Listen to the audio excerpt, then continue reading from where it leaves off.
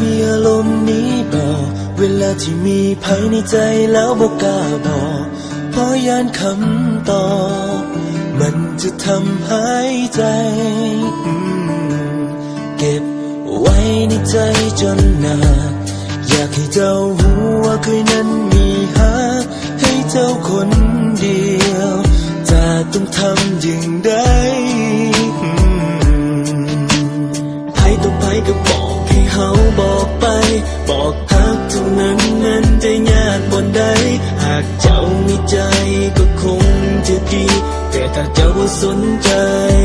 และคอยจะทำอย่างใดดีอยากให้รู้แต่บอกกล้าบอกอยากจะบอกไปแต่มองบ่ออกเพราะยานคำตอบจะบ่ตรงกับสิ่งที่ต้องการฟังเลยต้องเก็บไว้ในใจแบบนี้ความอึดอัดใจมันเพิ่มขึ้นทุกทีบอกห่างนั้นมันบ่ง่ายอย่างที่ไผเขาคิดกันหากการบอกฮักมันเป็นเรื่องง่ายๆหากเป็นแบบนั้นมันก็คงสบายหากคอยบ่สนใจบ่แค่คำตอบว่าจะเป็นอย่างใดถ้าเจ้าบ่ฮักก็คงแล้วไป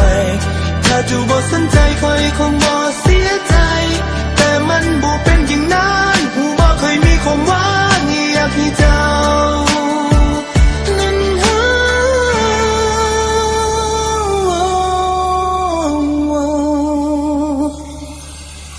ไผต่อไผก็บอกให้เขาบอกไป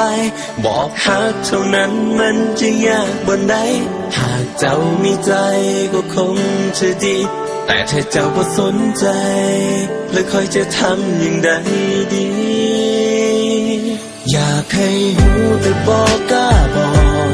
อยากจะบอกออกไปแต่มันเว้าบ่ออกเพราะยานคำตอบจะบ่ตรงกับ